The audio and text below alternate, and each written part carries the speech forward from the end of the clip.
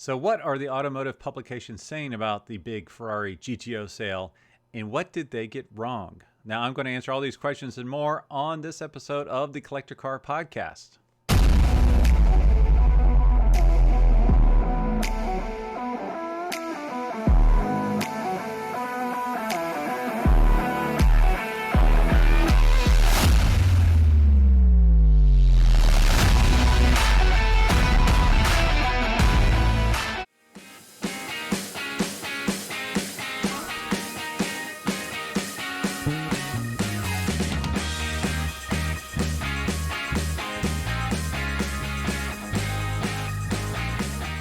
Okay, this is the last podcast before the big sale. So remember, Tuesday morning, I hope to release a recap of the sale. If I can share the world record price, I will. I'll give you some behind the scenes, what happened, all sorts of fun stuff. Everything I can share, I will share. So tune in on Tuesday the 14th. Hopefully by 10 a.m., I'll have a new podcast posted. And then on Thursday of that week, I will review the cars coming up for sale at RM Sotheby's Formula One race. They're having an auction there during the Formula One race weekend. Unfortunately, I will not be there. I will be there the weekend prior, right before the GTO sale. So if you're going to the Las Vegas Concours d'Elegance, please let me know. I would love to meet you out there. So for this episode, I thought it would be fun to kind of go through a lot of these car magazine articles about the GTO sale and pick out some of my favorite quotes, I guess is the best way to put it. I will say there's a lot of copy-paste articles out there, unfortunately. A lot of folks just took the RM Sotheby's press release and copy and pasted it, which is fine because you really want to get it right when you're talking about this car. You don't want to mess anything up. But they could have done a little bit more flourish, a little bit more perspective or opinion on the sale. Anyway, so some of this will be a little bit repetitive, but I hope it's not. But please stay tuned. There's some interesting things that folks have said. So first, I'm going to start with a quote from RM Sotheby's from Gord Def. The 1962 Ferrari GTO we're bringing to market is more than a classic. It's a legend. Being the only Series 1 GTO to ever race as a factory campaign car, it represents an unparalleled piece of automotive history. Its appeal transcends the automotive sphere and reaches every kind of collector. This is the one, the car that collectors can only dream of acquiring, and we're thrilled to be able to provide someone the chance to make a dream come true. To me, there is no better place to showcase this automotive icon than New York City at Sotheby's. So yes, this is not a car auction. This is an art auction in which this car will sell. All right, before we get to the most recent articles, I did want to go back to 2018 for an article from Hemmings where they talked about this car and they quoted the owner. The owner, Jim Jagger, I can say that because his name was in the Wall Street Journal. He told Hemmings, I took it up to Mid-Ohio Sports Car Course to run it, and that's when I realized again why these cars are so desirable. It's a delight to drive really fast without thinking at the same time that you're going to die. When you drive it, it's all bare aluminum inside with only a rubber mat on the driver's floor, so there's an awful lot of noise. The best word you can use to describe this car is visceral. This is like absolutely nothing else I've ever driven. It's not nearly as fast as the new Corvette Z06 because it only has 300 horsepower, the Ferrari, as opposed to the Z06's 505. But it stimulates the senses. It really stimulates them. And I can say that is so true. I was fortunate enough to drive this car for just over 4 minutes a couple weeks ago and got the entire thing on video. So that will be on my YouTube channel here shortly. Be sure to see it because, believe it or not, if you listen closely during the run, my co-pilot who was filming me started yelling, slow down, slow down, slow down. There were 5 deer. Yes, 5 deer on the side of the road. Can you imagine a car specialist wrecking a $70 million car right before it goes to auction? Thankfully, I did not, and it was a glorious drive. All right, next, I want to stay with Hemmings. This is a recent article. All right, the only Scuderia Ferrari raced factory-owned 1962 Ferrari Series 1 GTO heads to auction this fall. Will this be the most expensive Ferrari to sell at auction? After nearly 4 decades of private ownership, the one and only 1962 Ferrari 330 LM 250 GTO will be headed to auction this fall. Out of a mere 36 250 GTOs produced, this is the only factory-owned Series 1 raced by the Scuderia Ferrari team. Of note, what did they not get correct? They stated that Mr. Jaeger paid $500,000 for this car. He actually paid $525,000 for the car. You can go to RM Sotheby's, look up the records, and you can actually see the title where it says $525,000 back in 1985. And when I talked to Jim, he stated that at the time, people thought he was a fool because that was a world record price for a GTO apparently. But he said a year and a half later, he was considered genius because they had more than doubled in price in just a year or a year and a half. So a lot of articles got the $500 versus $525,000 comment wrong. All right, next is the Wall Street Journal. Now, I do not have a subscription to the Wall Street Journal, so I can't pull it up online. But if you're watching on YouTube, I do have the article right here.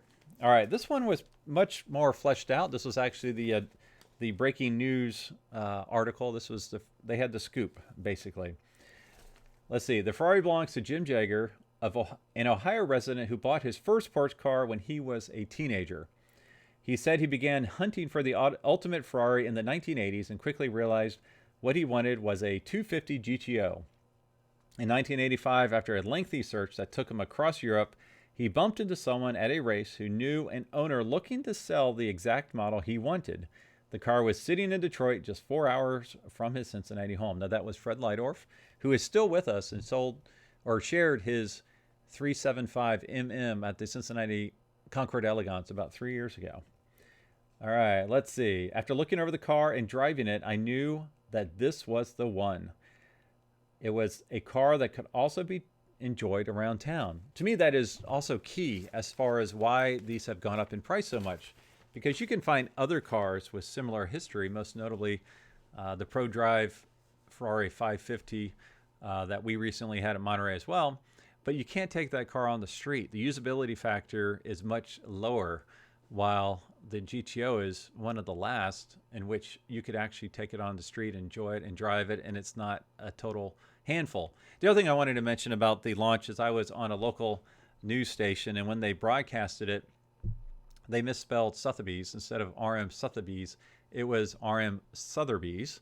And then also the other thing in the Wall Street Journal article, they later listed the car as a 1964 model and not the correct 1962. They did say 1962 in the headline, though. So it's amazing. A lot of little faux pas here in getting this news out. All right, next, this is one of my favorite articles from Road and Track. I shared this quite a bit on my feeds. And again, this wonderful photography, Jeremy Cliff, great dude.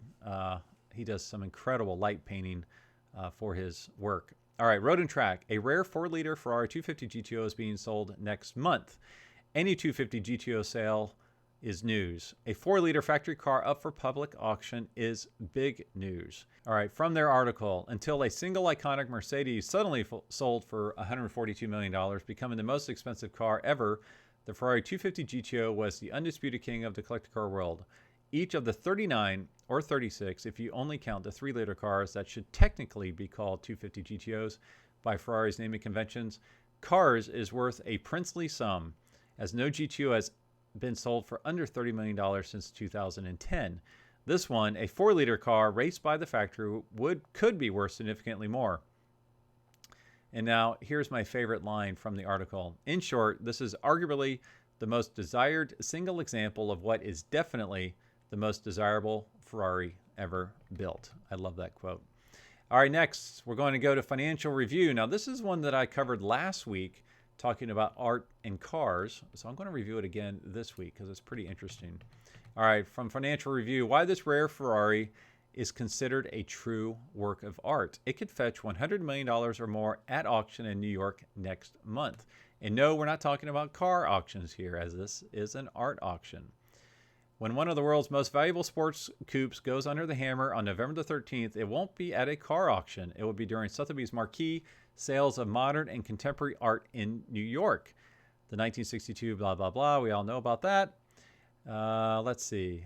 With a stellar racing pedigree, is not only a legitimate work of art on wheels, but will fetch a price worthy of a top impressionist, perhaps $100 million or more.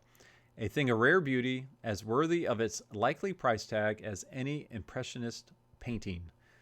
Nice quote there. I really like that quote. All right, next is Auto Journal. This is, let's see, this one caught me off guard here because they use a word. See if you can pick out the word that caught me off guard.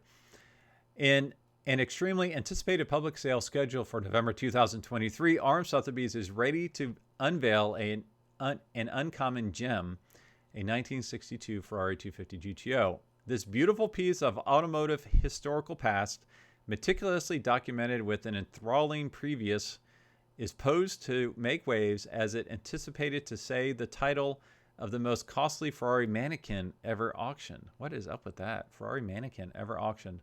The public sale of this iconic Ferrari 250 GTO guarantees to be a momentous event for automotive fanatics and collectors alike, with the potential to set a brand new benchmark on the earth of basic automobiles.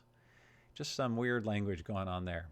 So I liked it because of the weird language. All right, now we're going to move to CarBuzz. If you don't have the CarBuzz app on your phone, I highly recommend that you do it. All right, let's see. Here we go. The only factory-owned Series 1 Ferrari 250 GTO will shatter auction records. Before the year is out, there will be a new most expensive Ferrari. Let's see. Here we go. Estimates pointing it to selling for in excess of $60 million thanks to its impressive history. However, it could reach an even higher figure, meaning it could eclipse the most expensive Ferrari ever sold, the highest of which currently stands at $70 million for a 250 GTO from a private sale in 2018. While that was a private sale, this open auction is likely to attract bigger bids. The fact that this appears to be a standalone auction for the car during the auction house's marked sales of modern and contemporary art in New York, and by the car's unique history. Seen amongst the iconic items such as jewelry, paintings, clothing, and more, it's another signifier that Ferrari's most famous sports car is truly a work of art. All right, a couple more here. Top Gear. You got to go to Top Gear when you want to get some quotes, right? Could this one-of-a-kind Ferrari 250 GTO fetch a record price? Let's see, not a lot. All right, here we go. Most of us need a lottery win, not more info, to be tempted by this thing. Nonetheless, the auction house has gone into plenty of detail about the heritage and provenance of this particular model. So not a lot there.